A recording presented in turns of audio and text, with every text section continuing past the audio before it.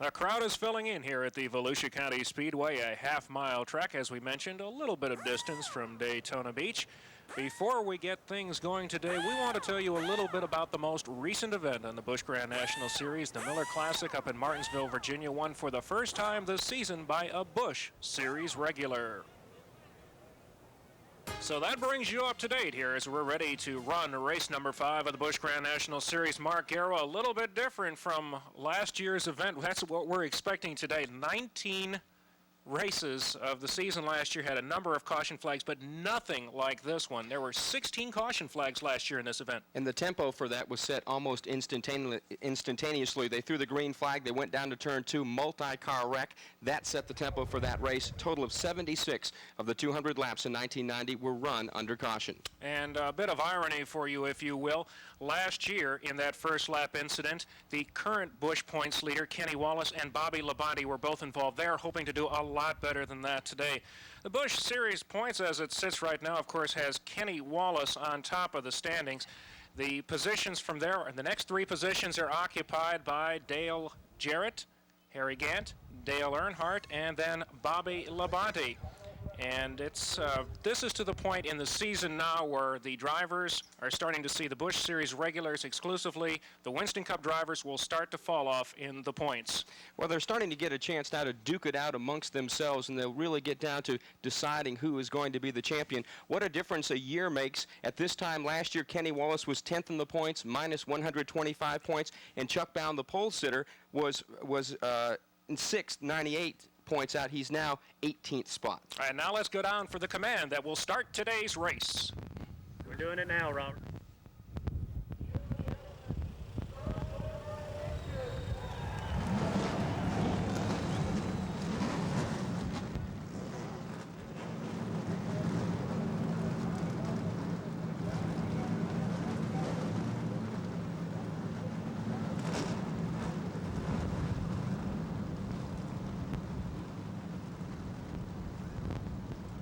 .31 V6 engines have come to life on pit road here in Barberville, Florida. The field is made up of 14 Oldsmobiles, 5 Pontiacs, 1 Ford, 5 Chevrolets, and 6 Buicks. Should also mention that there are 9 rookies in this field, led by Jeff Gordon, who will start outside row number 2. He's the 19-year-old. It's mainly a sprint car race. Moving over to the Grand National Series this year, his best qualifying effort to date. And we'll be back to set the starting grid for the Spring 200 in just a moment.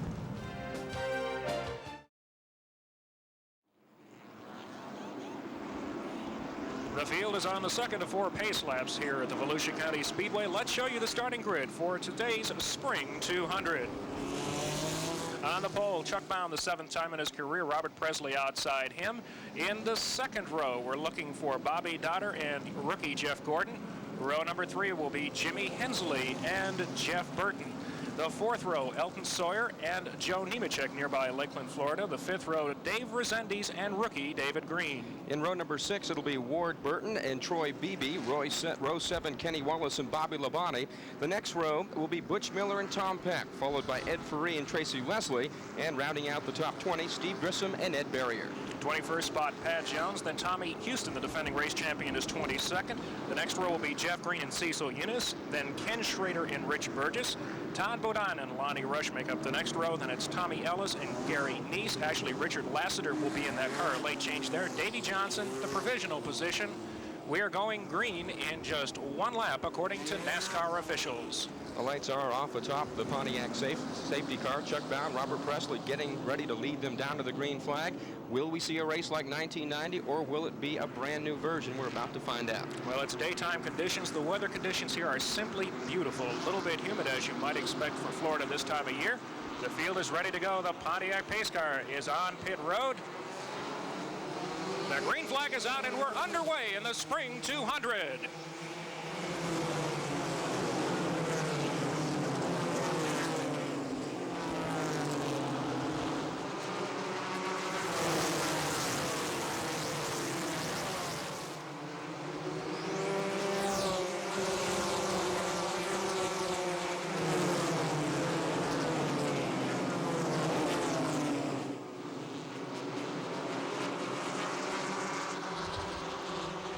just like last year, the outside pole sitter has gotten the jump on Chuck Bound. Robert Presley from Asheville, North Carolina has jumped into the early lead here as the field has sorted itself out nicely. We're already under more green flag laps than we were for the first caution flag here last year.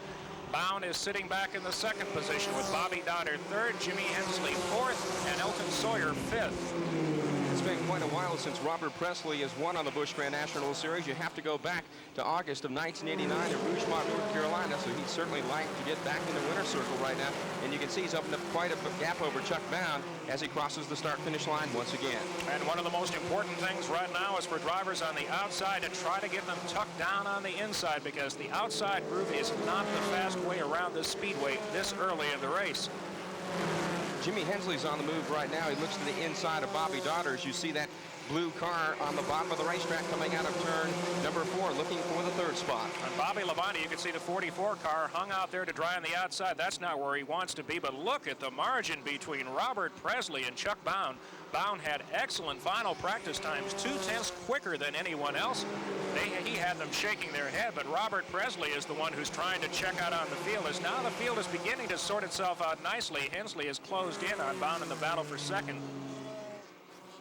You can see 3 cars running there coming out of turn 4, hooked together. They're battling for second, and behind that, a major gaggle of race cars. They're battling back there for the top 10 positions, side by side, 2 wide in turns 1 and 2. And the lead car of that second group, of course, is Chuck Bound, the defending Busch Series champion. Jimmy Hensley, the winner in the most recent event in Martinsville, Virginia. And Elton Sawyer, the highest qualified Hoosier tire driver. That is one of the stories we'll be watching today, is look at Hensley. He's trying to move under Bound up into the second position.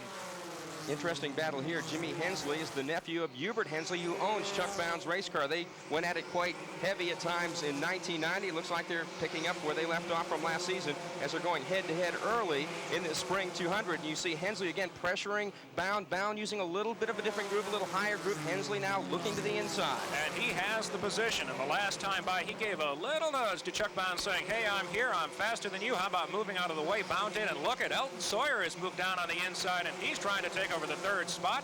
Let's see if he gets enough bite down low. Sawyer on the Hoosier tires, just one of the Hoosier tired cars in the top 4 right now, but just behind Bound in the 5th spot, the white car. He is also on Hoosier tires, so a pretty even Steven battle at this particular point, as you still see the battle for second still red hot going on to the backstretch. Well, Jimmy Hensley is looking to build on the success at Martinsville. This was a race team that came into the season unsponsored. It badly needed that victory to stay in Grand National competition. In fact, before the race, Hensley told us that if it hadn't been for that victory in Martinsville, they might have had to fold their doors on the race shop. That victory bought them at least 4 more races. And as a result of that win, a sponsor is interested. There were conversations over the weekend with car owner Don Beverly that they think may actually lead to getting the dollars that are necessary to run the rest of the season. See the cars backing off a little bit on the backstretch. See a little bit of smoke as those cars pass in turn 4. A little bit of a spin there just moments ago, but the track is clear as Hensley continues to hold on to that number 2 spot. And the question is, what did Robert Presley find in that final practice session? There was a session at about 11:15 this morning in which every car went out. Chuck Bound spent the least amount of time of anyone out there. He went out for 8 laps, posted times right at around the 17-second mark, while everyone else was running about 17.2 or 17.3. He was happy with what he had. There was no reason to use his car up any further. Sat there and watched everyone else practice. Robert Presley spent as much time as anyone else out there trying to get the handle. It's obvious he's found something at this point. You begin to get a sense of how the field is already well stretched out. There are 9 rookies in this race, of which 7 are official candidates for NASCAR's Busch Grand National Rookie of the Year program. You also begin to get an idea of how this racetrack is set up. As the cars come off of turn 4, there really isn't a straightaway as such. They will drift out toward the start-finish line on the front stretch and toward the outside wall on the back stretch. And there's really no point, as Chuck Bound said in our interview with Bill Hennessy a few moments ago, where the tires get a rest. Here's a good battle on the Speedway between Kenny Wallace and Dave Rezendes. Wallace, of course, the current Busch Grand National points leader. He started this race 13th, and he's been chopping his way through the field very steadily. He's now looking to the outside of Dave Rezendes. A very dangerous thing to do here. The outside groove definitely a lot slicker, but he gets a good bite coming out of turn 4. Last year, this race, and we keep calling your attention to it because it's such a completely Jekyll and Hyde personality from the previous year. Last year, the driver said the groove on this track was only about a half a lane wide. Now, here's Chuck Bound moving around on the outside, and it already looks like that there are two racing grooves here. As Wallace, and there's problems on the Tom Peck car from the right front portion of that machine. But the field stays green. There is a black flag that will be coming out. He will be called to the pits for consultation. Tom Peck from McConnellsburg, Pennsylvania, another one of those unsponsored drivers who had such a wonderful year in 1990, finished 5th in the series points. They're in another team in bad need of money. Comes to the attention of his crew, Reds Cagle. They came into this race 9th in the point standings, and this certainly is going to hurt as they go to work on the right side of that unsponsored Oldsmobile. Meanwhile, that battle between Kenny Wallace and Dave Rezendes still rages around this half-mile racetrack. A little bit of an advantage now for Wallace in the Cox-treated lumber Pontiac on the outside. That's Goodyear tires on the Wallace car, Hoosiers on the Rezendes car. And Wallace finally dispatches him back further a position. Right behind him is David Green, another one of the rookie candidates who is running Goodyear tires. Sat on the pole for the Goodies 300 in Daytona, and he is closed in on Hensley, and he's going to try to make his move here in the next couple of laps. We've got 24 now laps on the board of the Spring 200. We'll be back with more action from Barberville, Florida in just a moment.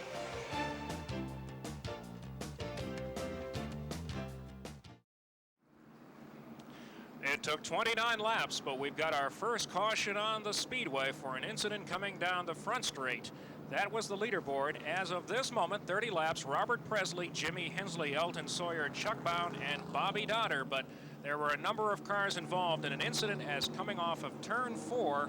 We had one car spinning sideways. We have a replay on it. Let's take a look at that right now.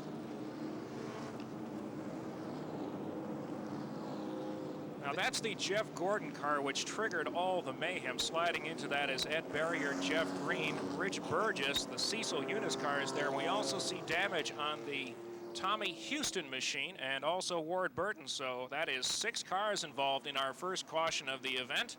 It came out on lap number 29, and a number of the cars that have been damaged have come on to pit road for service.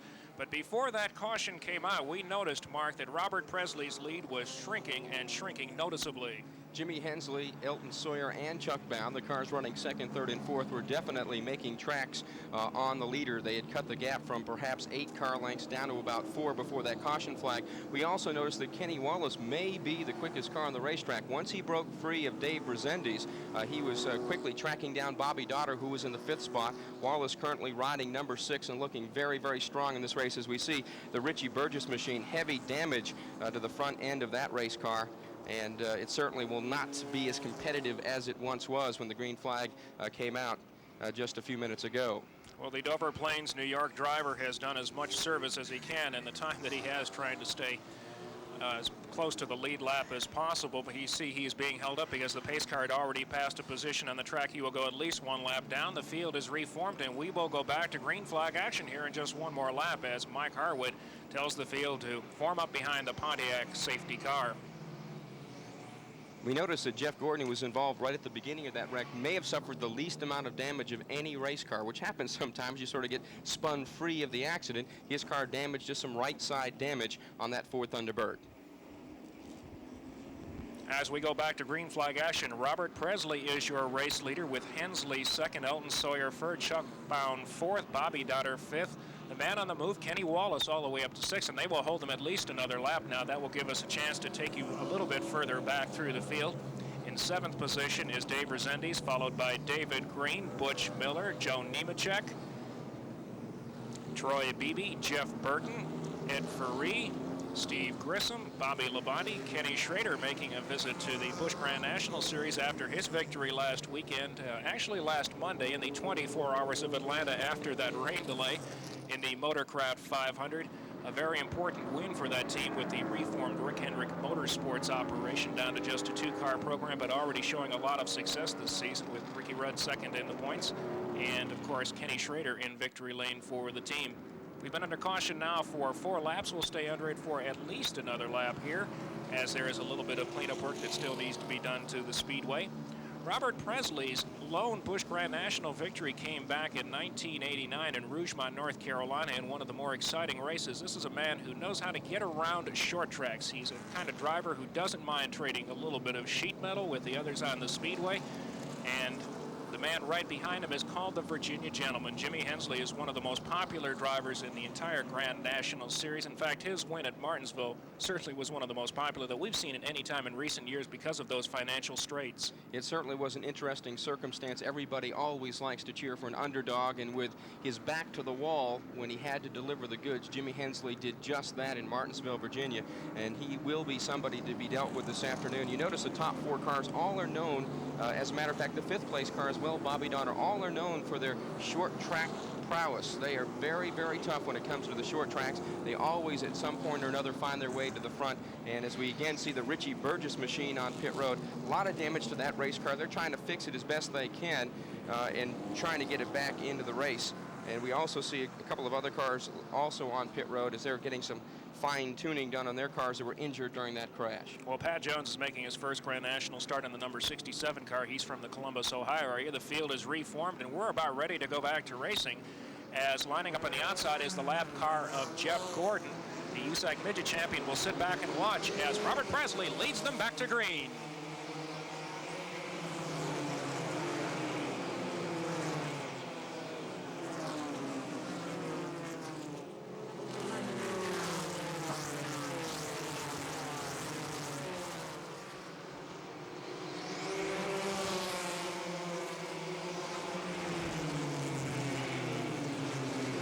And for the moment, Jeff Gordon's car doesn't seem to be any the worse for wear. In fact, he's just the kind of block up for the other cars that Robert Presley likes to see.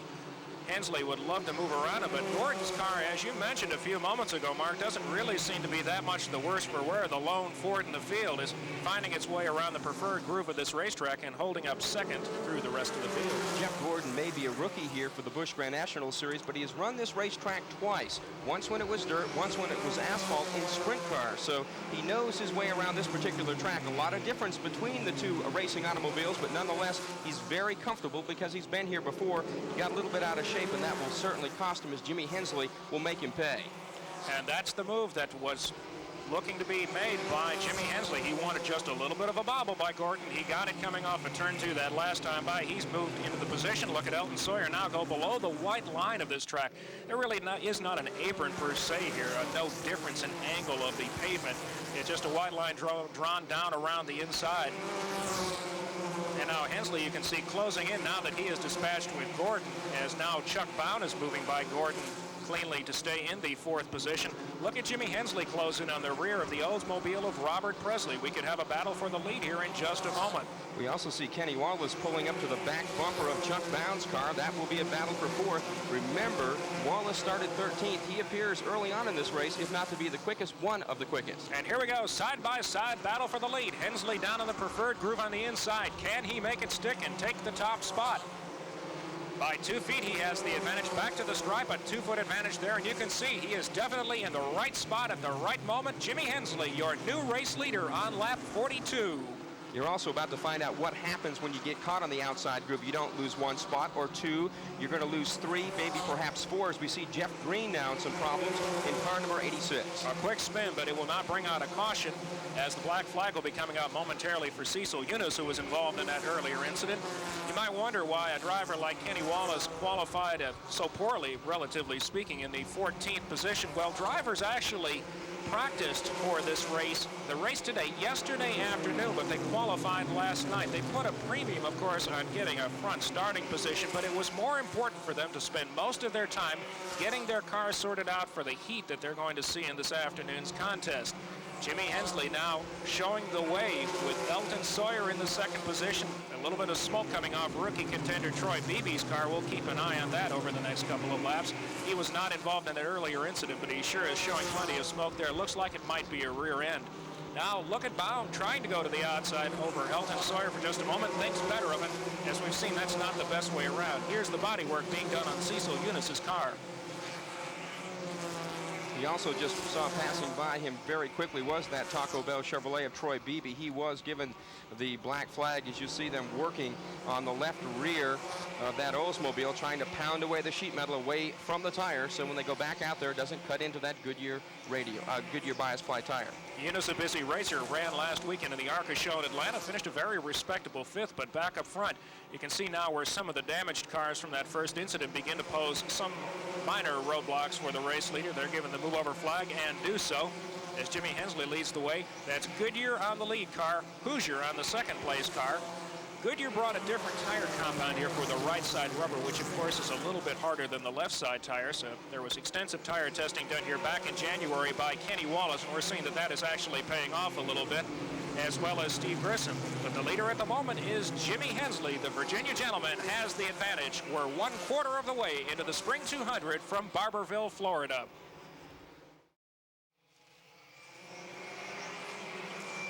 Back here at Volusia County Speedway, 55 laps are on the board. Some drivers are coming into the pits to bang out some more of that sheet metal from the earlier incident, but no problem up front for our race leader, Jimmy Hensley, with Elton Sawyer second.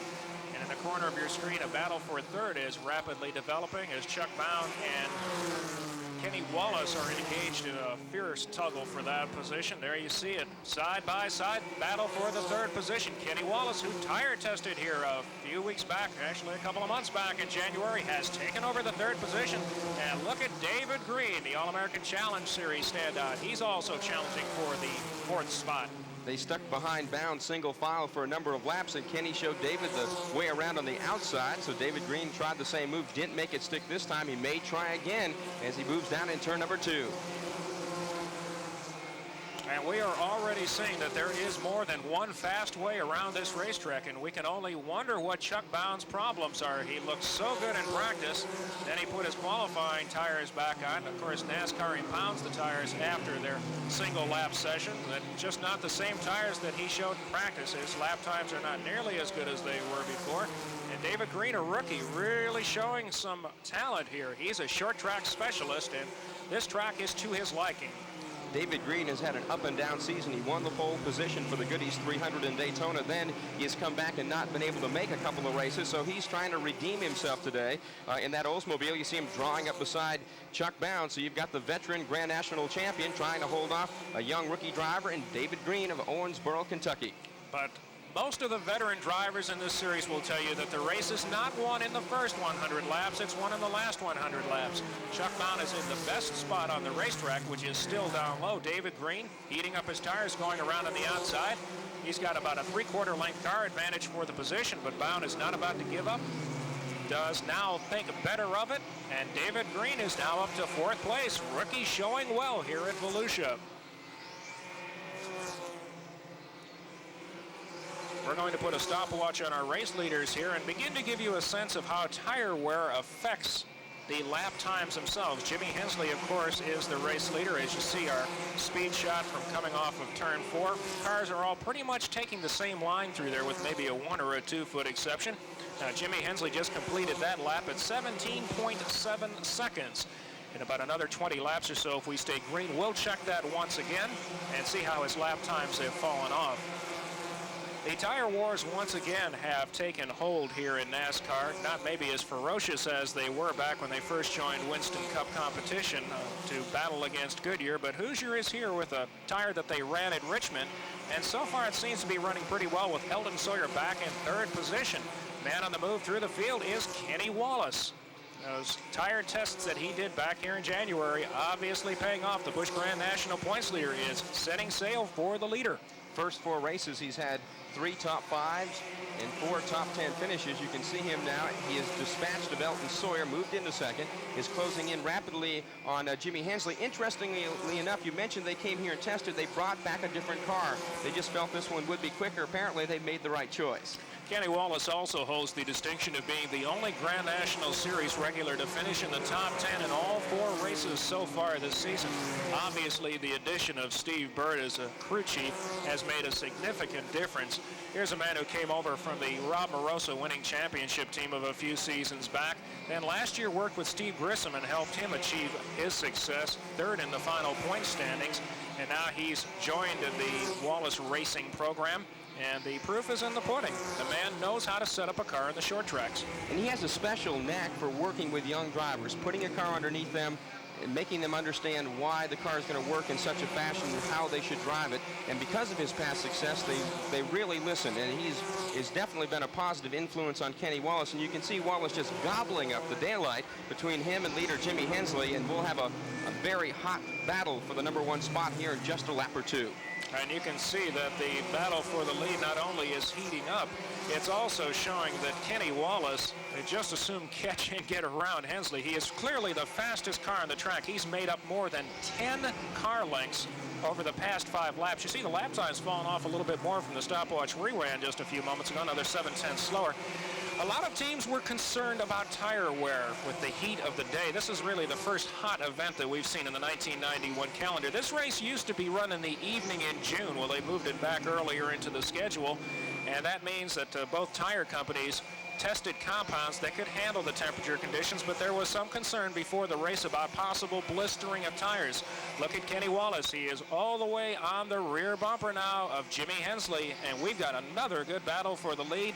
Hensley, the veteran driver, Kenny Wallace, the driver with the unfortunate moniker of promising young driver, but he's had that since he came in the series. Well, he certainly is one of the best drivers on the series. He dips down underneath Hensley, and he will become the leader of the Spring 200 on lap number 74. So Kenny Wallace puts that Pontiac up front. Hensley comes right back.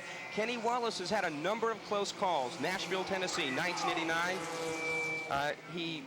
And we see the leaders coming out of turn 4, and now Pat Jones, the rookie, has impacted the concrete retaining wall very hard at the exit of turn 4. Everybody skates by nicely, but we're under caution for the second time this afternoon. Pat Jones, a rookie from Columbus, Ohio, came south. This is his 4th attempt to qualify for a Grand National show this year. Failed to make 3 of the previous efforts. Did make the field for this race, but he had a rather rude introduction to the wall. His car has come to rest at just short of the start-finish line by about 10 feet. He really pounded that 4th turn wall. You see here on replay, Jones' car starting to spin now, moving to the outside. It fishtails and then takes a hard turn to the right, hits almost directly head on into the concrete retaining wall, and you can see the front end of that car buckling, but you see the roll cage of the car keeping the driver very well protected. But Pat Jones really ripped the wall. That's a rookie driver from New Lebanon, Ohio, and that used to be a Pontiac. Now it's a subcompact. With 76 laps on the board, the leaderboard at this moment is Kenny Wallace, Jimmy Hensley, the David Green machine, Chuck Bond, our pole sitter, and Butch Miller up to 5th. Butch Miller is on Hoosier Tires, another driver on Hoosier Tires. Elton Sawyer has been dropping back steadily. There we see a picture of Pat Jones, age 38, and they say now from New Lebanon, Pennsylvania. But a very hard lick, and a lot of times you try to fight the car, try to overcorrect, you'll get that fishtail back to the right. When it cuts hard to the right like that, you're going to hit the wall a ton, and that's exactly what Pat Jones did. We see Elton Sawyer on Hoosiers falling back, and Butch Miller on Hoosier Tires coming to the front. But the first 4 cars out there right now, all on Goodyears. Well, we'll be under caution here for a few minutes while they clear the debris from the front stretch crash. More action from Volusia in just a moment.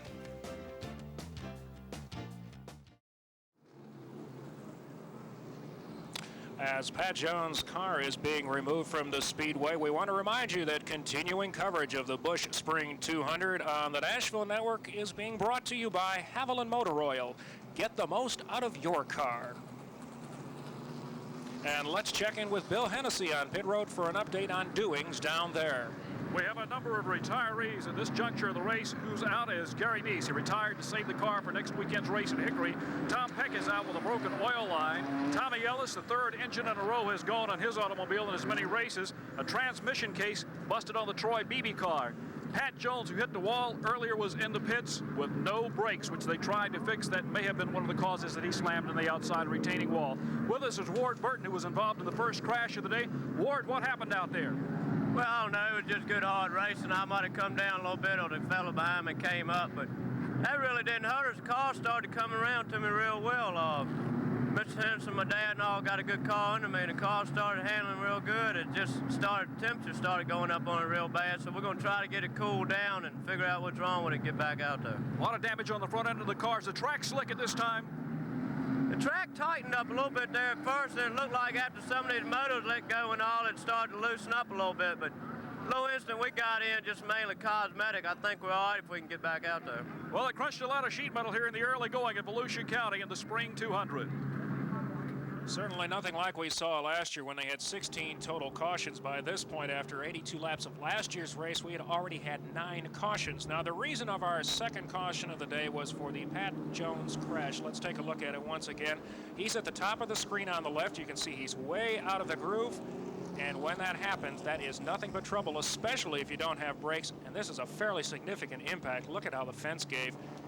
But the car did its job. It protected the driver's compartment, and that's how these cars are constructed. Sometimes you may need just to let the car go. He tried to fight with it right to the very end. We see now Pat Jones on a stretcher, and they'll take him to the infield medical center here at the Volusia County Speedway and check him out. But a very hard impact, but he did appear to be talking to the safety crews, and of course that's always a good sign as we continue under yellow on lap number 83 of this 200 lap race, race number 5 in the 1991 Busch Grand National Series. That's a fairly significant cleanup because from the impact of the wall, there is some debris from the wall itself. Some of the concrete chips were shaken loose. Of course, if you were hit at over 100 miles an hour by a 3,500-pound race car, you'd show a little, dents and damages yourself.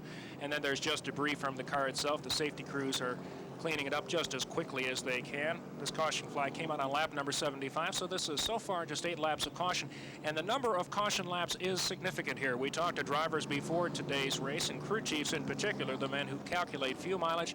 And we said, can you go the distance on fuel? And Mark, we got a variety of answers on that. We certainly did. Most felt that they could with no problem, but there were a few dissenters who thought that maybe they'd need 35 to 40 laps of caution to go the whole way. Now, they weren't the majority, but there was that thought out there, and these early cautions that have taken up quite a few laps are certainly going to help them. Right at the moment, Kenny Wallace is your race leader with Jimmy Hensley second. A beautiful sunny afternoon here. Temperature about 84 degrees at race time, a little bit humid, just what you'd expect for Florida at this time of year. And really, a number of drivers prefer hot, humid conditions like this. They certainly do. They certainly like the heat of summer. They didn't expect it quite so soon here in the spring, but we've never run here this early in the year. One thing that I've noticed this afternoon, and whether or not it has an effect or not, we'll have to wait and see, but we keep seeing the sun pop in and out of the clouds. There is a lot of clouds here today, along with that heat, and right now this half-mile track blanketed under a very hot sun, and that should make a difference, especially in the outside groove where some of that sealer is still there. Well, Ward Burton mentioned just a few moments ago to Bill Hennessy how the track characteristics have already changed a little bit from tight to loose.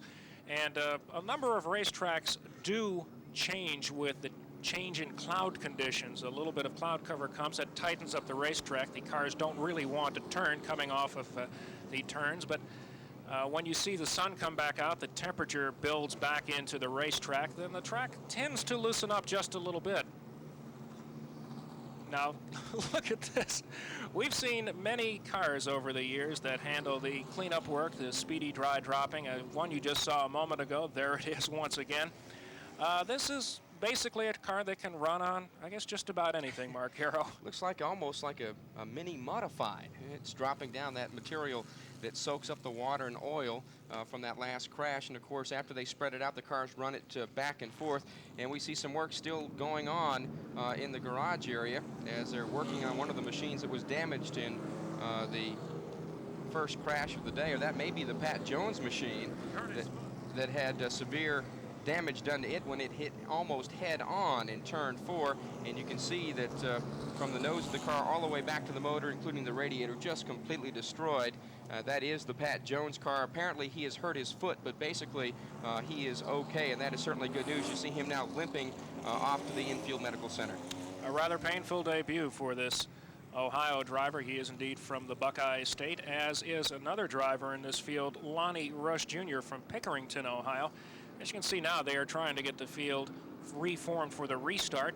We're getting a little bit closer to it. They're saying move up, get closer together. We're going to be going racing again here in just a couple of moments. And And this is where both the flagman and the assistant flagman have literally their hands full. They certainly do. One other thing they're trying to do is get the cars to move up on the racetrack into that speedy dry that was just laid down to soak up the oil and water from Pat Jones's car. And that way, by running over it, they spread it out and away from the racetrack and make conditions safe and green so we can get this race restarted again, as we're still working under caution on lap number 88 of the Spring 200. Welcome back to Barberville, Florida. Continuing coverage of the Busch Spring 200 on the Nashville Network is being brought to you by Haviland Motor Oil. Get the most out of your car. We're back under green. Kenny Wallace has jumped out to a quick lead over Jimmy Hensley. You see him now on the backstretch, but the battle is for the number 3 spot. You see David Green in car number 8 battling with Chuck Brown, and right there is Elton Sawyer. He's just moved underneath the Butch Miller machine to take the spot. So again, Brown fighting with Green. That is a battle for 3rd spot. And let's check in with Bill Hennessy on pit road.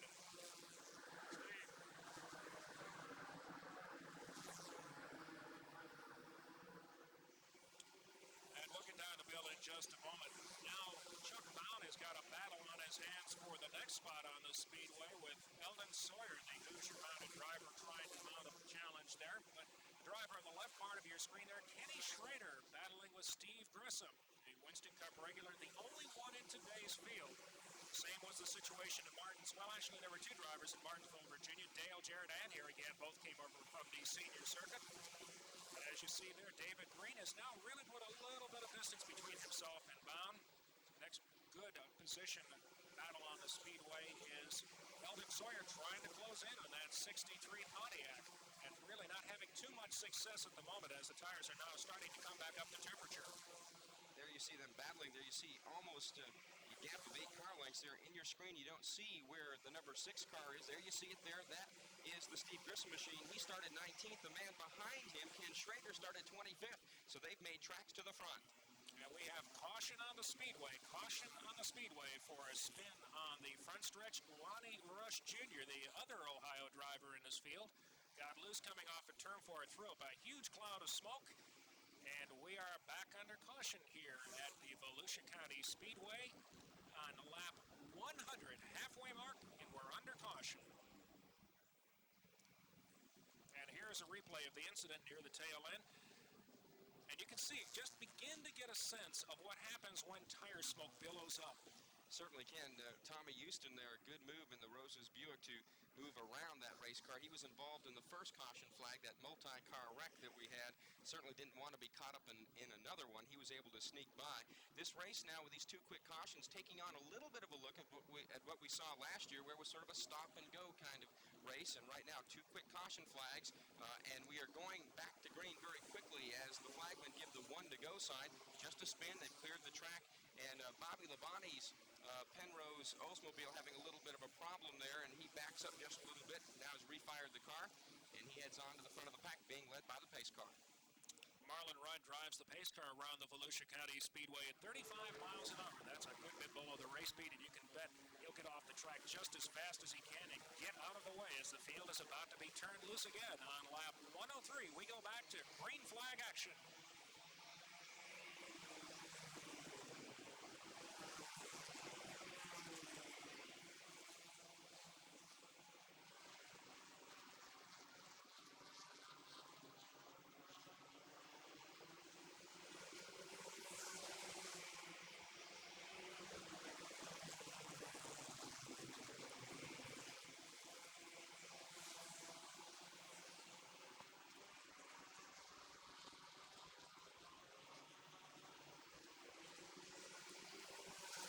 Wallace, the Busch Grand National points leader, is your race leader. He took the advantage from Jimmy Hensley 35 laps ago and has been in front ever since. David Green is putting on the most impressive charge for his starting position. Back in 10th, he is up to the 3rd spot right now with Chuck Brown 4th. That is the lap car of Bobby Dotter between them. And Kenny Wallace is a driver, as we mentioned before, that sometimes you get labeled with the mantle of promising, which means you haven't fulfilled it yet. But here is a driver, Mark, that I think everyone expects to see future stardom, if not in this division, certainly in the Winston Cup division once he gets some more seasoning. He is long overdue for a victory on this circuit. He has come close, as I mentioned earlier, Nashville, Tennessee, 1989. Last last year. Lanier ran second to Bound, ran second this year in Rockingham, North Carolina, so he is very much due for a victory. As a matter of fact, if this was a pregnant woman, that she should have given birth last year, because Kenny Wallace has been ready to win for quite some time on this circuit. Only 3 cautions so far here at Volusia County Speedway. We'll be back with the exciting second half in just a moment. Coverage of the Busch Spring 200 on TNN is being brought to you in part by the more than 550 AutoZone stores across America. AutoZone, the right parts at the right price. Kenny Wallace continues to lead this show as we are lap 120, 80 to go, and you see Wallace now coming up on Chuck Bound. Bound has just made a pit stop. The pole sitter was on pit road to change left side tires, so a bad problem for Chuck Bound has basically taken him out of contention in this race. He is 2 laps down, make that now on the tail end of 1 lap down to Kenny Wallace. He just gets in front of him there, so just about almost 2 laps down to leader Kenny Wallace. And right there in the picture behind Wallace, closing in on him, is Jimmy Hensley. And we had a report that he took on the left side tires, which is a little bit unusual. As we mentioned earlier in the broadcast, there was some concern about blistering of tires with the temperatures in today's race. Kenny Schrader, we could just see him pulling on the pit road.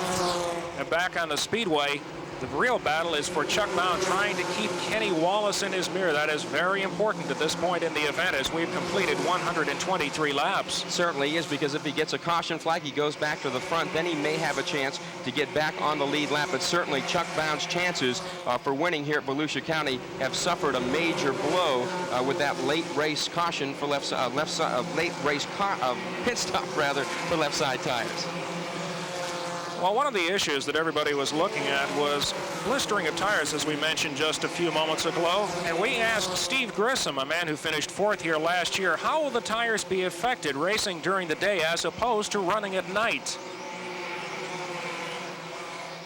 I'll tell you, it is kind of different. Usually the Busch cars qualify in the afternoon and race at night, but this time we're qualifying at night and racing in the afternoon. So we kind of had to change and go back and do some things a little different from qualifying to the race. And the tires are going to be so critical that you just need to baby them and try not to build up any heat in them, because you can blister the tires here.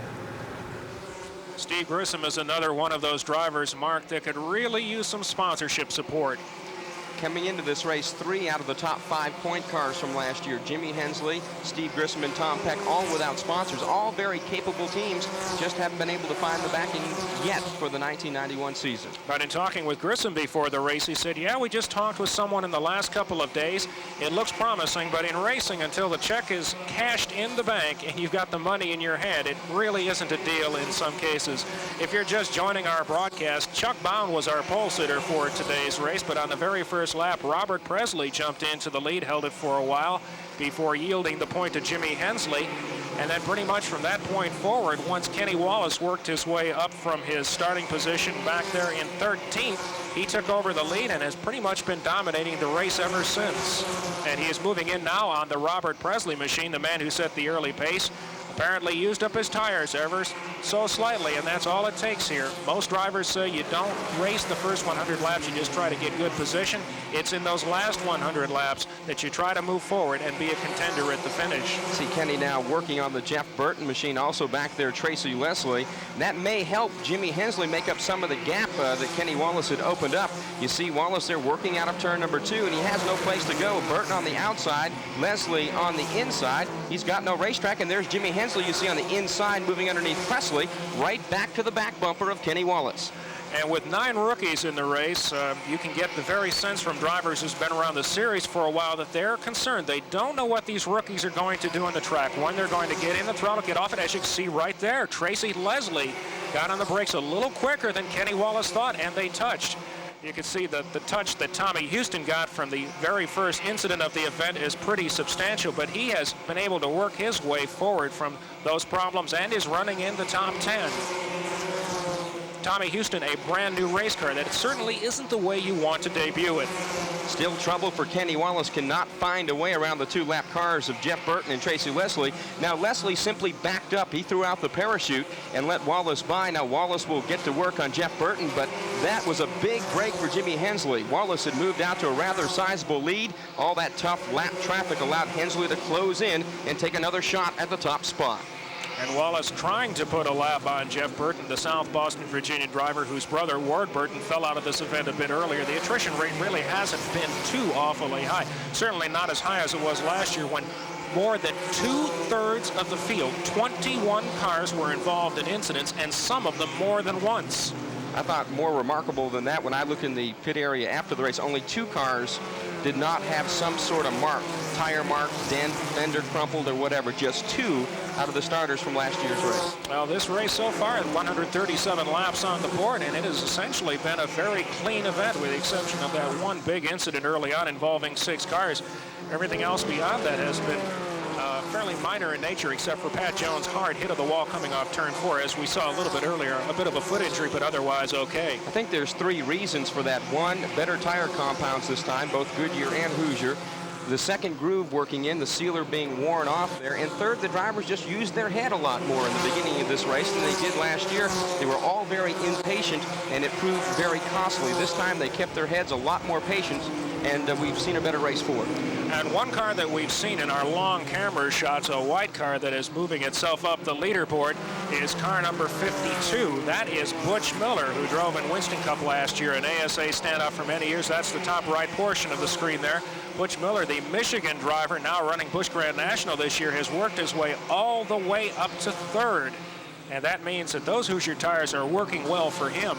Well, Butch Miller is a short track specialist. He's been a winner here on this Grand National Series circuit. Back in 1986, he won at Indianapolis, so he knows how to make these cars work on half-mile racetracks, and he's proving that this afternoon in that Oldsmobile as he's working out of turn number 2 and looking very, very strong. He's got a lot of ground to make up on the lead automobiles, but he is doing just that as he is closing in on Jimmy Hensley and the leader, Kenny Wallace. You can see just at the edge of the screen there, the blue and white car just ahead of car number 52 is Jimmy Hensley. That's the second place machine, so Miller is definitely making tracks towards the front. Well, here's a driver that makes anything he runs on the short track work. An ASA standout, a titleist there many times. Went to Winston Cup, didn't work out quite the way he wanted to. Came back to the Busch Grand National Series. Is a master short track driver. Anything under 3/4 of a mile, Butch Miller will always be a factor. And now he's trying to work on one of the rookie contenders, Cecil Eunice. As we mentioned earlier, 9 rookies are in the race, 7 of them official candidates for Rookie of the Year. Cecil Eunice is the points leader in that category with Jeff Gordon second. They have both had their problems today. Once again, heavy traffic for Kenny Wallace. There's the Davey Johnson machine, car number 81, and now he will go to work on Elton Sawyer, who was a factor early on in this race, along with Lonnie Rush Jr., so he'll have to dispatch of them before he can once again get some clear racetrack. Working now around Rush, in car number 85 is Kenny Wallace, and just behind him is Jimmy Hensley. You see him sneaking into the picture, car 25, and that white car behind them is the 3rd place car of Butch Miller, and he is definitely catching the leaders. Now, before this race, Elton Sawyer told me that the Hoosier tires, in his opinion, wore just a little bit better, wore just a little bit longer than the Goodyears. Maybe Butch, he couldn't prove it, but maybe Butch Miller is about to. We have 147 laps on the board. We're almost 3/4 of the way through. A Pontiac leads, an Oldsmobile is second, and an Oldsmobile is third here at the Spring 200. Kenny Wallace has been running the Busch Grand National Series full-time since 1989. He has yet to win, but he is looking like the strongest contender to take victory today as Jimmy Hensley is beginning to fall back, and he's going to have his hands full with Butch Miller in the battle for 3rd on the Speedway, actually the battle for 2nd. Kenny Wallace, a native of Fenton, Missouri. His car owner is Rusty Wallace, and certainly some knowledge has been passed down the line, and there are some good racing genes in that family. That's certainly the case. They've also got another brother, Mike, who's quite a racer as well, as he proved down in Atlanta during one of the ARCA races, the ARCA race there just last weekend at the Atlanta Motor Speedway. See Kenny Wallace now working some heavy lap traffic. That's Ed Perry and Elton Sawyer just up ahead. I think one of the biggest learning experiences Kenny's had in quite some time happened earlier this year at Richmond when he battled Dale Earnhardt for the number 2 spot. He eventually lost out in that battle, but by just inches. And he said, with Rusty on the radio and you're racing Dale side by side, something has got to rub off. And something like that gives a driver a lot of confidence. Of course, Earnhardt is nicknamed the Intimidator, and you would think that any Grand National driver that would run along with him would essentially defer to him. But Kenny Wallace did anything but that, and it was by far the best battle on the Speedway over the last 25 laps of that event. Kenny Wallace now circulating around the Volusia County Speedway, this half-mile track located in north-central Florida, having things pretty much his way, which is certainly a lot better than last year at this time when he had trouble on the very first lap. One thing, it's showing that he has certainly matured as a driver, very patient. He'd gotten in that lap traffic. He bided his time. He didn't make any sudden moves. Hensley and Miller closed in. That didn't bother him. He dispatched with those slower cars, then went on pulling out to the lead again, as we see Jimmy Hensley now behind the slower car of Ed Free. Up ahead, Robert Presley, who led this race in their early going. They separate him from the lead car of Kenny Wallace. And, you know, going back to the patience thing, that's one thing Kenny has had to learn over the years, and that's one thing he felt has been holding him back from victory lane. Perhaps the lessons have been well learned, and it will pay off with his first victory this afternoon, as Hensley just can't seem to get in and around the Ferree and Presley machine. And that has allowed Butch Miller to close in right on his rear deck lid, and that is going to be a dandy battle for second. You've seen it coming now for the last 30 laps or so as Miller has been able to reel into position. It now becomes an issue of where these cars catch lap traffic. As you saw when Hensley was held up behind the Ed Ferree machine, that allowed Miller to close in. Miller was able to easily dispatch with Robert Presley in that spot. The outside groove is still not the best. It is still a little bit slicker than the inside groove. So if you've got a car that you're racing and trying to lap that is running fairly well, it's still quite a chore to get around them, as you're seeing Jimmy Hensley battling with the Ed Ferree car to try to get him out of the way so he can get after Kenny Wallace again. Miller also closing in there. As you see the flagman giving the lap sign, that's that blue flag with the yellow stripe diagonally across it. That is to make the slower cars aware that their faster cars are coming up. Give them room. Get on the bottom of the racetrack and get out of their way. And this is by far Butch Miller's best performance of the 91 season. After starting with a 12th down in Daytona, his short track efforts, as we mentioned earlier, he's a threat on any short track, but when you have mechanical failure, you're not going to be a threat at all. A 29th at Richmond, a 29th also at Martinsville, so the very best way to do it right here at Volusia County Speedway is to run up front, and he's doing that. See Kenny Wallace coming out of turn 4 right now, and way back there with 4 lap cars is the Jimmy Hensley car, and he is caught in a lot of heavy traffic, and Kenny Wallace is pulling away. And we'll keep watching that battle for second as we're heading toward the closing laps.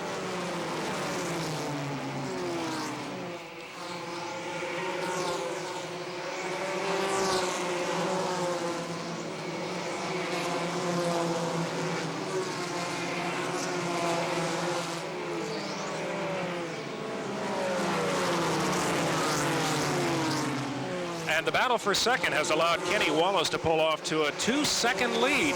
Kenny Wallace is now only 31 laps away from that Grand National victory. And what might you think Steve Bird is saying to him over the radio right now? Stay calm, stay smooth, save those right side tires. Whatever you do, when you catch the lap traffic wrong, take your time, which is what he's been doing all day long. He is really taking care of that race car, and he's got a lot of race car left as we've got 30 laps to go. Kenny Wallace in very good position. And look at that battle now for second. On the outside, it's Butch Miller. Inside, Jimmy Hensley as they go to dive into turn number 3. Working out of the 4th turn, Miller overpowers him. He takes over the number 2 spot. And lap traffic was partly a factor there because Hensley was down on the inside. That's where the Steve Grissom car was at that moment. Miller took the advantage. He's now up to second place. The question is, does he have anything left for our race leader, Kenny Wallace? He's got an awful lot of ground to make up and not a whole lot of time to do it. 28 laps. Wallace is out there by about 3 seconds now over Butch Miller. Miller working out of turn 2 as Wallace is 3/4 of the way down the back straightaway. And we'll put a stopwatch on the difference between our race leader and Butch Miller in just a moment. And that margin is exactly 2.8 seconds. So we'll see if he can close in further with only 27 laps remaining of the Spring 200 from Volusia County Speedway in a moment. Kenny Wallace may be just 19 laps away from his first victory. Butch Miller is second, but the battle for third is no longer a battle as Tommy Houston, battered, beaten, and smoking, takes the position from Jimmy Hensley. He's been marching smartly through the field over the last 20 laps. What a story, the Hickory, North Carolina veteran, the one man who started every single Busch Grand National Series race. He started 22nd, got involved in the first wreck, went into the pit area. You can see the car heavily damaged on the right side, and he just came smoking back up to the field. He's currently in the second spot on the leaderboard, although we unofficially we're trying to find where Butch Miller goes now at this particular point. We had him second, but apparently now the leaderboard reads Tommy Houston second, Jimmy Hensley is third, and Tommy Houston is the defending winner here at the Volusia County Speedway, trying to make it 2 in a row, but he's got a lot of ground to make up if he's going to do that, because Kenny Wallace has moved away, gap about 3.5 seconds. And we were correct all along when we were telling you earlier that Kenny Wallace was the leader and Butch Miller was second. The scoreboard has now indeed been corrected. But Tommy Houston is the man charging. He is now closed in on the rear deck lid of second place Butch Miller, and we'll have a battle there as once again now they are working through heavy race traffic, and this is where experience on the short track matters the most. It's incredible performance by Tommy Houston. That car doesn't look like it should be running all that well, but here's a man who's been able to get hooked up in the second half of this race. Just ahead of Houston is the number 52 car. That's Butch Miller, the second place machine. And right now, Kenny Wallace is on clear racetrack. The men chasing him are stuck in heavy traffic. That's a big break for him, as we've just got 14 laps to go. Wallace has got it in cruise control right now, while the men battling for second and third have turned it up a notch as they go for that runner-up spot underneath Cecil Eunice. And they'll now work on the back bumper of Elton Sawyer coming out of turn 4. But there it is, the second place man, Butch Miller. And right behind him, the blue and white Buick of Tommy Houston. And we've got just 13 laps of racing to go. As Elton Sawyer drifts up high, that allows Miller to go underneath. The question is, can Houston dive in there too? He will be able to get underneath. And now here's the battle for second as it heats up with clear racetrack. It looks like Houston has plenty of car left. The question is, track position being what it is, it didn't matter. Tommy Houston sticks on the bottom side of the track as Miller went into turn 2 a little bit too hard. And now he has to chase down Kenny Wallace, an unenviable task because our race leader is a good distance off in the future. We're putting a clock on him right now to see what the margin is between first and second place. Your race leader is there, Kenny Wallace. The margin between the two cars, Houston and Wallace, 4.7 seconds, and he has only 10 laps left to catch him. After the pit stop earlier for Chuck Bound, he had moved away from Kenny Wallace, and Wallace now has climbed it back up on his back bumper as we see Tommy Houston currently riding in the second spot. But it really appears at this point that Kenny Wallace saved a little something for a rainy day, the last 20 laps of this spring 200, and is really cranking now as we see Tommy Houston, the veteran from Hickory, North Carolina, who came into this race 6th in the point standing. So with this, a good solid finish today, he'll certainly move up. And a steady progression forward as the Ed Ferree machine is going to be pushed behind the wall for a day. Tommy Houston, a man who has progressively worked forward in finish standings, finished 16th in Daytona, then a 13th, a 12th, and an 8th. It's obvious that they're beginning to get their program together. They're moving into a brand new race shop up there in the Hickory Conover area, and once they get that complete, it'll be one of the nicest facilities in Grand National racing. Final countdown has begun. Tommy Houston will really have to pick it up in a major way to track down Kenny Wallace.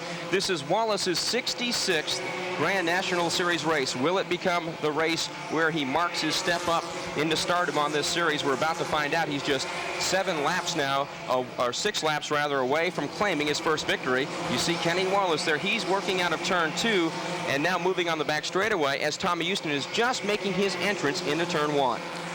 Kenny Wallace came down here in January to test tires for Goodyear. Even though they didn't bring the same car back, they've obviously learned something. The experience of crew chief Steve Bird is important, and with 5 laps to go, he appears en route to that first elusive victory. Steve Bird apparently has the Midas touch. He turned Rob Moroso and Steve Grissom into a winner. He's about to do it for Kenny Wallace. 4 laps to go for Wallace, and it will keep this amazing streak alive. Wallace has started the year. He will have 5 top 10 and 4 top 5 finishes to open the season, and he will certainly increase his point lead. And you notice that Jeff Burton looks in his mirror, sees that the leader is coming up, quickly moves out of the way. There is no challenge now between Kenny Wallace and that Grand National victory that he's been trying so hard to achieve since coming onto the series full-time in 1989. One other good sign for Kenny Wallace right now, he's got clear racetrack. For the next 2 laps, that's what he'll be facing. Just has to keep the car between the white line and the wall somewhere, and he will grab his first ever Grand National Series victory. He's got 2 laps to go, working out of turn 2. Less than a mile to go now as he'll come by this time and take the white flag from starter Mike Harwood. 1 to go for Kenny Wallace, the St. Louis, Missouri driver, just 14 seconds away from that first victory, heading down the backstretch the last time.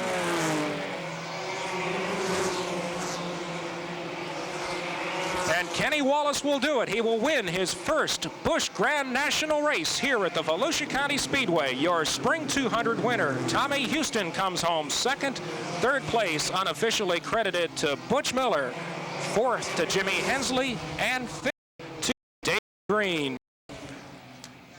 And the smile in that car will stretch from window post to window post. This victory very deserving for Kenny Wallace. It showed just how far he has come as a race driver, showed a lot of patience early on, and like a horse race, when he got to the top of the stretch, he went to the whip. He had plenty of thoroughbred there, and he went on to this victory very easily in the Spring 200.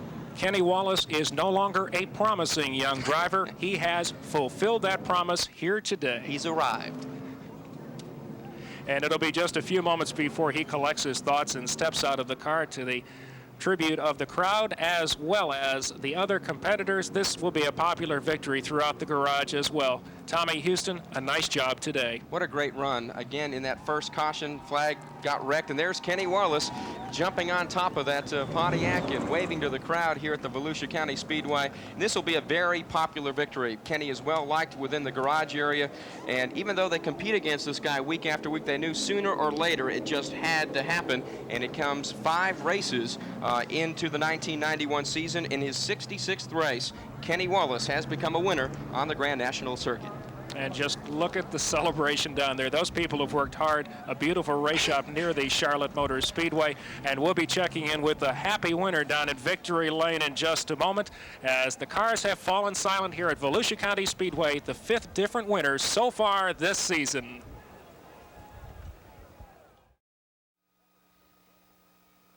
TNN's coverage of the Busch Spring 200 is being brought to you in part by Budweiser, the king of beers with that distinctively clean, crisp, cold taste. Nothing beats a Bud. Now let's go down to Victory Lane with a happy crew chief and Bill Hennessy. Well, the winner of the race-winning car, nothing like it's for Steve Bird, who's also the crew chief for the race. Congratulations, Steve. Again, you brought a young driver to Victory Lane. Well, I'll tell you, he's a real good driver. He's got a real good car owner, his brother. And this team is tough. This team is just unreal. Everybody working here, they're all hard workers, and that's what you need to win races. Was the qualifying last night indicative of what this race was going to be all about? Well, Kenny thought he ran a real good lap qualifying, but, you know, it was just so smooth that we didn't run a good lap. But we knew we had a good race car. You know, this Cox Mobile 1 Miller Genuine draft car was really running. It's early in the season. You guys have maintained your point lead. At the conclusion of this race, do you think you can win the national championship? Well, anything can happen. I've been through this with, you know, like Rob. You know, we thought we had it won, and we had some bad times during the summer. You can have bad luck anytime. But I tell you, this team's so strong. The maintenance of the cars and the way they're prepared. I hope we don't have a bad time, and I hope it keeps going like this because I want to win races. Was there any time during the day that you seemed to be worried about Kenny's progression through the field? Well, about 20 to go, he thought he was losing the motor, dropping a valve, but I think it was just a little vibration from the tires. The Super Goodyears just started blistering a little at the end there, and I think that's what he felt, not the motor. So that was the only concern. It was concerning, though. Congratulations on your victory here this afternoon at Volusia County, and also being named the crew chief of the race, Bertie. Thanks a lot. Steve Bird, the winning crew chief here for the Kenny Wallace entry. Mark, how many times have we heard the squeaks and groans of a race car when somebody's out front? They certainly make a lot of different noises, and if you noticed with Steve Byrd. That accent wasn't south of the Mason-Dixon line. Steve, of course, up from the Massachusetts-Connecticut area. He originally started in the NASCAR Modified Series, moved south to help out Rob Moroso, and since then, as we've documented in the broadcast, he has brought 3 young drivers along to victory line on the Busch Grand National Series. First, Rob Moroso, Steve Grissom last year with 4 victories, and with Kenny Wallace winning his first race just 5 races into this season, you've got to believe there's a few more left in that gun by season's end. Now, he walked into the Winston Cup division with Rob Moroso when he ran for Rookie of the Year, but then decided that he was happy to go back to the Grand National Series. He likes to have his Sundays off, and he's going to have a great Sunday next to the man who's got the winner's trophy in his hand with Bill Hennessy.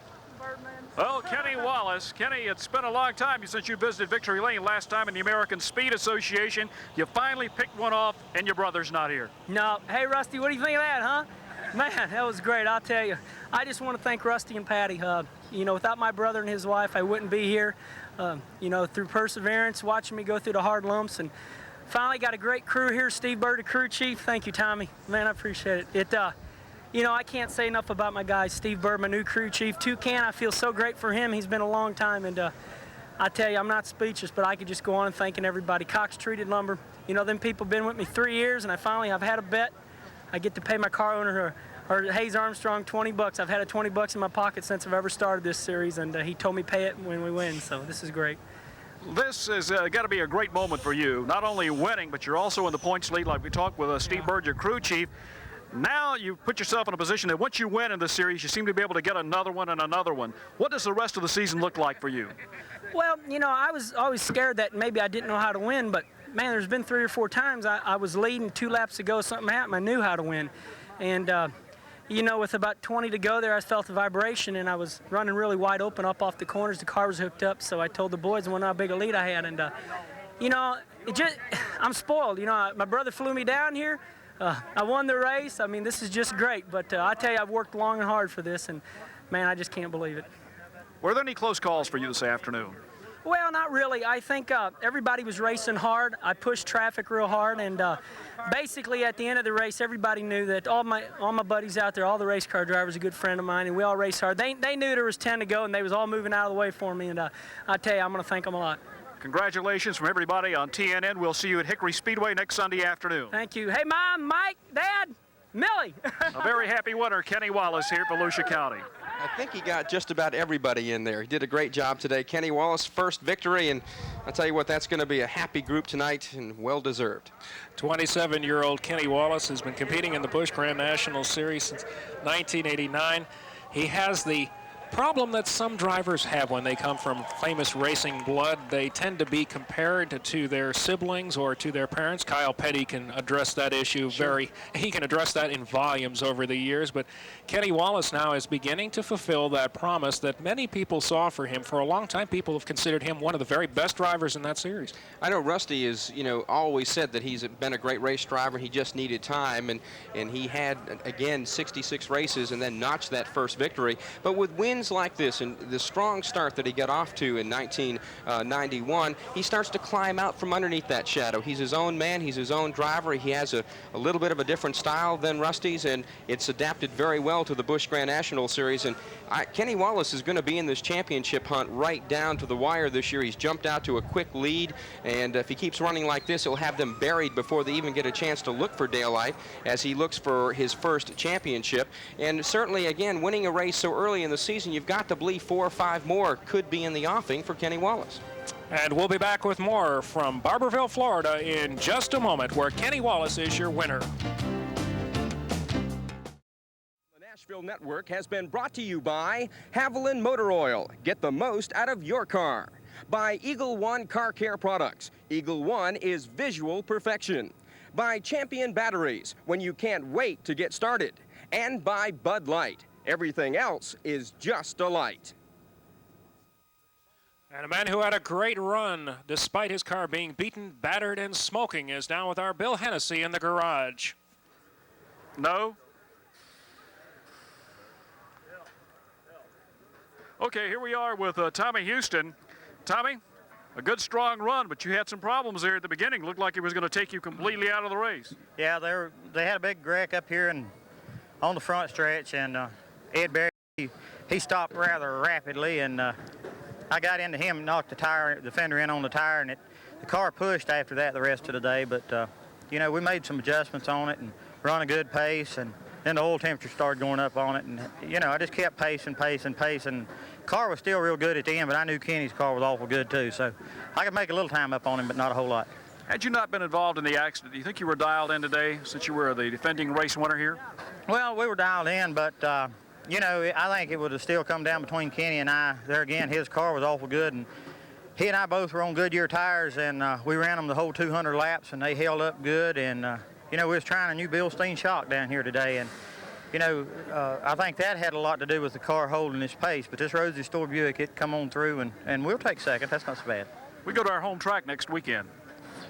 Oh, yeah, looking forward to going back to Hickory, seeing all the race fans, and we'll see if we can't reverse that role with Kenny up there next weekend. He's still going to be running hard next weekend at Hickory Speedway. Of course, we're talking about Tommy Houston. He'll be racing at his home track.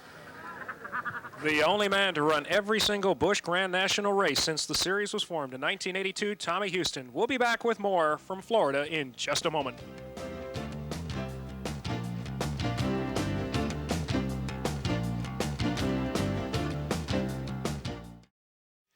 Butch Miller has had a difficult season so far, but he was part of a race record pace today here at Volusia County Speedway set by Kenny Wallace. That's a race record, 85.918 miles per hour. Nothing like the race we saw last year, which was just barely over the national speed limit. Let's check in the garage with Butch Miller, who finished third today. 37, 49, What's going on here? 75, 15. You're on. There we are with Butch Miller. Butch, a third-place finish. You got to feel pretty good after some disappointing runs earlier this year. Well, we've had some bad luck. We ran pretty good at Daytona and crashed a couple times and blew one motor up.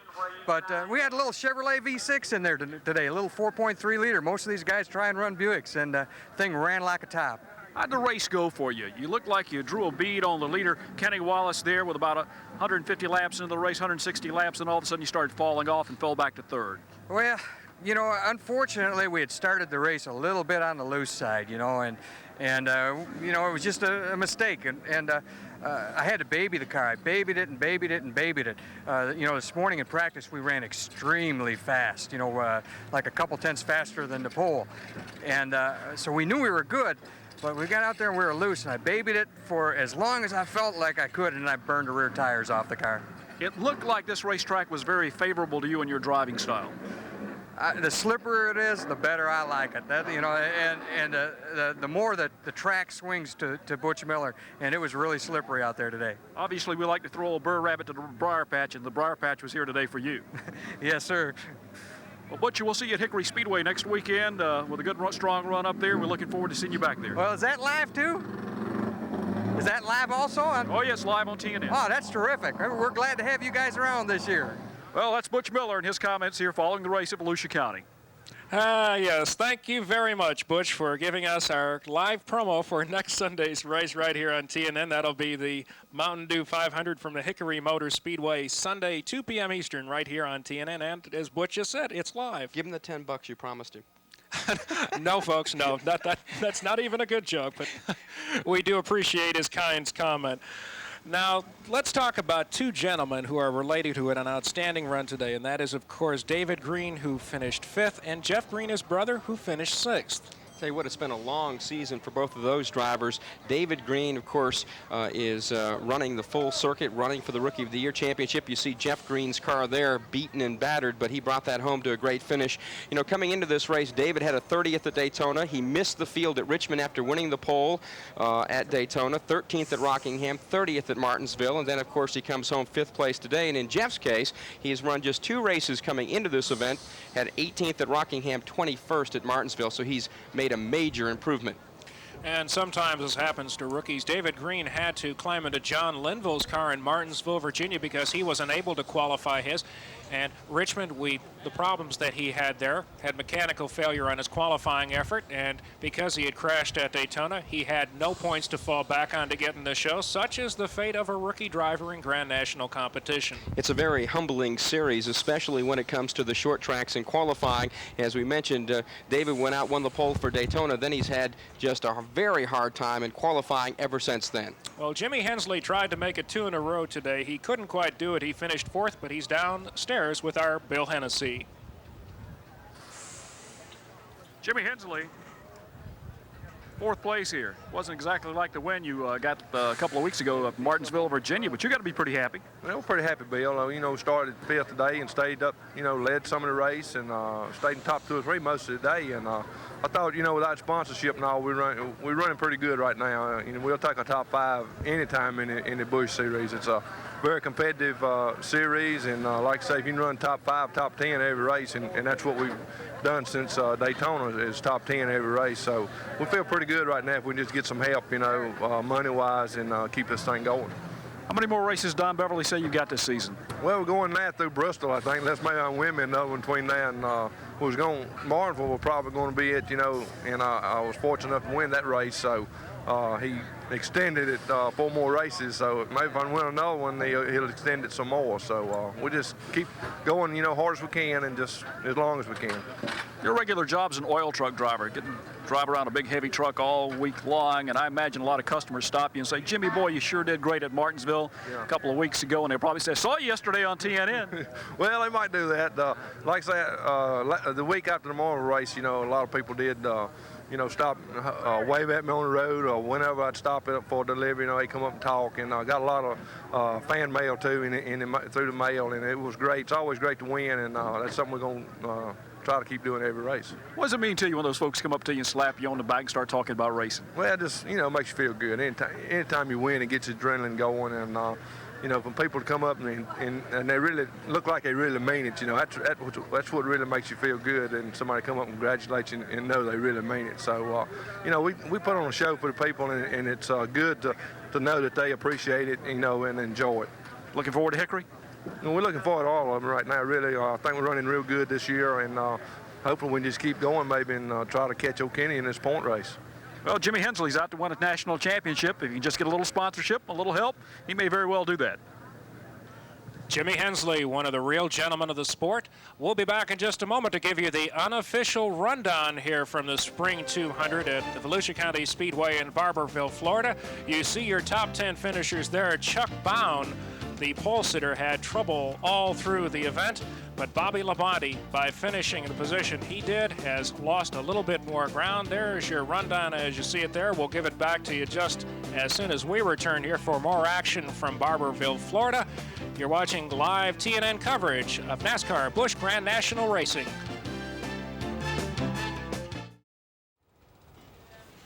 Back here at Volusia County Speedway, where Kenny Wallace is a happy man having picked up that first Busch Grand National victory.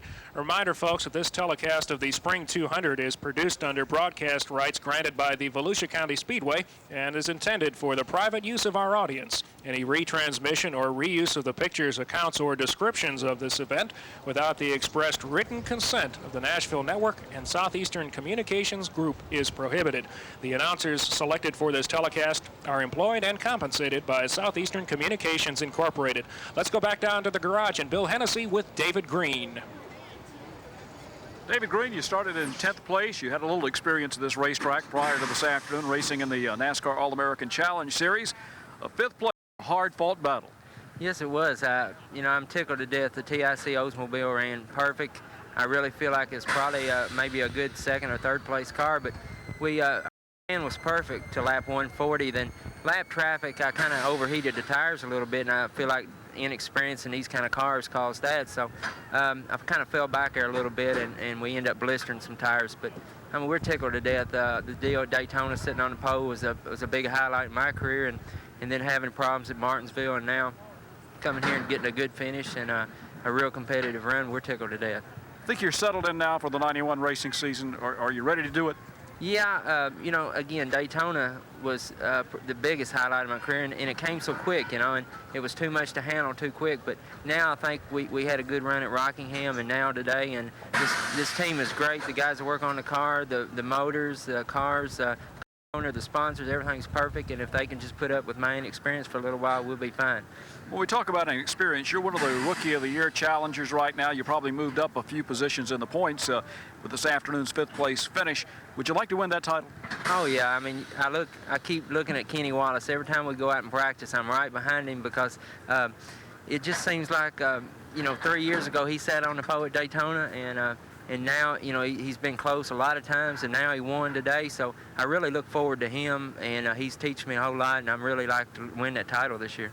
Well, Kenny's given him a little insight, and he was the winner today from Daytona, from Volusia County Speedway here, right near Daytona. This is Bill Hennessy along with David Green. Thank you, David. Thank you. Okay, let's give you the final unofficial rundown for today's running of the Spring 200. Of course, your winner, Kenny Wallace, the defending race champion Tommy Houston, was second, followed by Miller in third, Jimmy Hensley with a fine run in fourth, and as you just heard, David Green happy with his 5th place performance. 6th place to his brother Jeff Green, the Owensboro, Kentucky driver, is making that town proud today. Bobby Labonte finished 7th, followed by Todd Bodine, Steve Grissom, and our pole sitter Chuck Bond never really had his car quite right today. He finished 10th. In the 11th spot, the rookie Lonnie Rush, 12th to Elton Sawyer, 13th to another rookie driver, Jeff Gordon. Robert Presley led this race early. He winds up 14th. 15th spot goes to Chicago, Illinois' Bobby Dotter. 16th spot, Tracy Leslie. Jeff Burton winds up 17th. 18th, Dave Resendiz. The Florida native, Joe Nemechek, ends up 19th. And rounding out the top 20, the Pennsylvania driver, Davey Johnson. Unofficially, as we have it, 21st goes to Cecil Eunice, another rookie driver in the series. 22nd spot to Rich Burgess. 23rd, another rookie. The rookies seem to have congregated there in the second portion of the field. Ed Ferree. Ward Burton was the 24th place finisher. 20th to Ken Schrader, who was running well early but then had problems on lap 122 and fell from the event. Ed Barrier from Winston-Salem, North Carolina, finishes 26th. And Pat Jones, involved in that hard crash in turn 4, which he suffered a apparent foot injury, sits back in the 27th spot. 28th to Troy Beebe. The 29th position, Tommy Ellis, who had mechanical failures. Tom Peck in 30th. This could be his last Grand National race. That team said they were just about out of money. 31st, Richard Lassiter climbed into the Gary Neese machine, and that is entire unofficial 31-car finishing field for today's race. Really looking forward to Hickory, North Carolina now, as Kenny Wallace came of age today at the Volusia County Speedway in Barberville, Florida, with his first victory. We should see a great race next week in Hickory, North Carolina. Should be just as good as we saw today. And Tommy Houston is the defending champion of that race, a man who won the very first asphalt race ever run there, late model sportsman, back in the mid-1960s. That will do it for us from the Volusia County Speedway. We hope you've enjoyed TNN's coverage of the NASCAR Busch Grand National Series, the Spring 200. For Bill Hennessy and Mark Arrow, this is Mark Allen inviting you to join us next Sunday afternoon at 2 p.m. right here on the Nashville Network for the Mountain 500. Goodbye.